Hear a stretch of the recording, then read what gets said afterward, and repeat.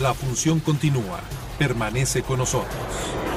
Esperamos tus comentarios en la cabina de proyecciones sonoras en el 2020-2515. Tú también eres protagonista en Mejor que la vida, el cine. La función continúa. Permanece con nosotros. Esperamos tus comentarios en la cabina de proyecciones sonoras en el 2020-2515. Tú también eres protagonista en Mejor que la vida, el cine.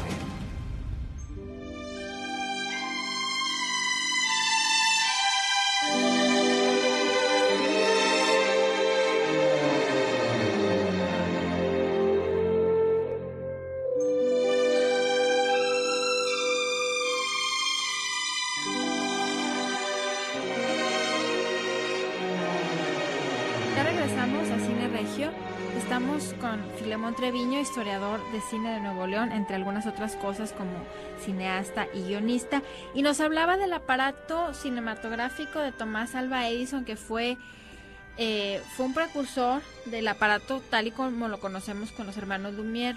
Nos comentaba que ese aparato era un poco más complicado, era un aparato el kinetoscopio. muy grande. Era un aparato muy complicado y muy grande, muy pesado. Era difícil de comercializar. Entonces, desde que nació, pues nació muerto. Porque el hecho de que la gente tuviera que rodear al aparato para verlo, y el cine lo debe ver todo mundo de donde esté sentado. Claro. Ahora, ese aparato era individual, ¿verdad? Nada más una persona podía ver la imagen como dentro de un agujero. No, sí, ya la podían ver varias personas, ese aparato. Pero lo que le interesaba, a final de cuentas, al que lo rentaba, era, pues, ¿cuánto voy a ganar? Claro. Y si no iba la gente porque el aparato no se podía mover, pues entonces ya no era negocio. Fue un negocio que nació muerto. Ahora, ese aparato ¿de dónde fue que se lo trajeron aquí a Guadalajara? Lo trajo Tomás Alva Edison de Estados Unidos antes de los Lumière. Y los Lumière estaban trabajando en Francia sobre su aparato de ellos y proyectaban con una película en papel. Pero era muy difícil verlo, había que verlo detenidamente. Y cuando se dieron cuenta que en Estados Unidos estaba fabricando un producto plástico, mandaron a la persona que les construyó a ellos el aparato, bajo sus especificaciones, lo mandaron a Estados Unidos y trajo ese polietileno, y fue la película que usaron para filmar los Lumière. Y prácticamente los Lumière hicieron su aparato gracias a la tecnología americana, gracias al aparato de Thomas Alva Edison y la película americana. Ellos prácticamente adaptaron su aparato, pero esa inteligencia, esa tecnología, pues es lo que le dio el reconocimiento como los pioneros en el cine. Ahora, mientras los Lumière estaban trabajando con su aparato, también los alemanes, con el bioscopio, y se llama su aparato, y los ingleses con su teatógrafo. Pero también eran aparatos muy complicados. Simplemente su traslado requería días o semanas, y su montaje también, entonces tampoco no era negocio. ¿Y qué era el teatrógrafo? Era igual un aparato de cine. También proyectaban imágenes, pero el detalle era que las proyectaban, pero no podía acudir el público. No era negocio. Todo lo que no es negocio. Ahí hay un elemento principal o fundamental que usted está tocando, que es la cuestión también de lo colectivo en el cine. Exactamente. Una de las cuestiones en que los Lumière, tal vez de manera muy intuitiva, porque pues ellos al parecer no tenían mucha idea del mundo del espectáculo. Ellos se dedicaban a la óptica, eran ingenieros en óptica y trabajaban haciendo cámaras de fotografía y sí, perfeccionando asuntos de ese tipo, ¿no? Eran empresarios y eran industriales y también negociantes. Incursionaron en la cuestión del espectáculo a partir de que hacen la camarita, el cinematógrafo. Uno de los elementos que evidentemente ellos de manera intuitiva probablemente llegaron fue la cuestión de lo colectivo en el cine, que hicieron de la proyección de imágenes un acto colectivo, casi como un ritual. Entonces eso prendió, porque es como usted lo dice, en todos estos ejemplos anteriores de los aparatos precinematográficos, pues allí lo que estaba era esta cuestión del ritual colectivo, ¿no? Sí. Lo que fue el éxito de Lumière es que ellos hicieron su cámara. Era una cámara como la de Edison y la de los alemanes y la de los ingleses, pero la de ellos la podía agarrar una sola persona. Su traslado, su movimiento y su manejo era muy fácil. Claro. Eso fue lo que los hizo a ellos geniales. Y hay otra, que es la cuestión de que la misma cámara se convertía en cinematógrafo. Exactamente. Y lo cual eso, no lo hacía nadie. Ninguna otra cámara, ni la de inglés, ni la alemana, ni la de Tomás Alva Edison. En cambio, los Lumière filmaban y proyectaban. Sí, y una cuestión también importantísima por esa misma característica de su aparato es que finalmente lo que hicieron fue ganarse un mercado. Sí. Ganaron en el mercado. Abrió un mercado. Abrió un mercado y una cuestión también esencial o capital para poder ganar de la forma en como lo hicieron, o abrir el mercado en la forma en como lo hicieron, fue que pusieron a los mismos técnicos que mandaban a los diferentes lugares para proyectar, a que también grabaran, a que filmaran cosas de allí mismo. Y eso mismo se lo ponían a los mismos nativos de los lugares a donde iban. Sí. Y eso generó un gancho fuertísimo, porque la gente no solamente veía lo que estaba sucediendo en otras partes del mundo, sino que también se veían ellos reflejados en la imagen. Bueno, eso ya influyó en la política. Ese ya es el cine, cómo el cine se convirtió en arma política. Mira, volvamos a lo de los Lumière. Los Lumière hicieron su primera función el 22 de marzo de 1895. Filmaron con su cámara, que era, aparte de proyectar, filmaron la salida de los obreros de su fábrica. Y la proyectaron ante un grupo de industriales. Y fue un éxito. Fue el primer experimento de cinematográfico que se hizo en el mundo.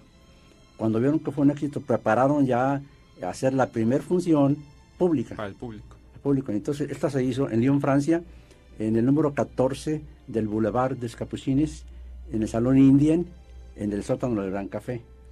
Y asistieron los más connotados directores de teatro de aquellos años, entre ellos Méliès, que con el tiempo fue un gran director de cine.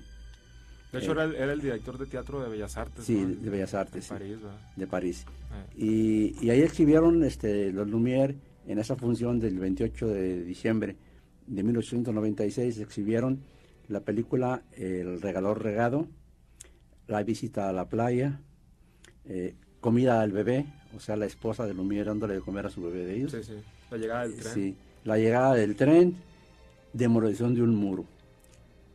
Y ya se ganaron, al tener aquella reunión de la gente aristócrata y pionera en nuevas formas de diversión, porque fue gente que buscaba emociones nuevas. Sí. Entonces, las encontraron. Sí, la encontraron y cada uno de ellos fue la mejor voz para ellos. Inmediatamente se corrió la voz por todo el mundo. Ahora, a mí me interesa mucho que menciona que estaba entre ellos Méliès, que si no me equivoco fue una de las personas que empezaron a mezclar la imagen con la narrativa, ¿es cierto? Sí. Ahora, porque aclarando un poquito sobre esas primeras funciones, que nosotros hablamos de la película tal, La salida de los obreros, que mucha gente podemos pensar que era una película como tal, pero no, simplemente era el momento en que los empleados o los obreros salían de la fábrica, eso fue todo lo que se grabó, sí. Al igual que otras como La llegada del tren, que era nada más el tren que se movía, y esa era la película. Sí. Igual que la llegada de las Tomo Jansen, que fue otra de las películas que exhibieron en el sótano del Gran Café, el Salón Indian. Se me olvidó se me pasó decirles que también se exhibió ese corto. Pues las Tomo Jansen estaba de moda y nada más filmaron cuando llegó, que se bajó del tren y su llegada, y eso fue todo. Pero, claro, no, porque también había imposibilidades técnicas. Las cintas en ese momento, por decirlo así, un cartucho de cinta, que era lo que había, duraba 20 segundos, entonces había que hacer películas de 20 segundos. Sí. Y la idea de juntar película con película no existía todavía. Eso se va a desarrollar como unos 5 o 6 años después, que a eso se le va a llamar montaje o edición. Por eso las películas duraban 20 segundos, Exactamente. ¿no? Como anuncios de televisión actuales, ¿no? Exactamente. Ya cuando los Lumière se dieron cuenta que tenían en sus manos un aparato que podía generar riqueza, trabajo para sus fábricas, para los obreros, pues pensaron en la venta masiva y la seguridad de una venta efectiva. Y había un individuo amante de Francia, el general don Porfirio Díaz, presidente de México, el gran dictador que nos quería francesar a los mexicanos. Todo lo que hacía era una copia de los franceses.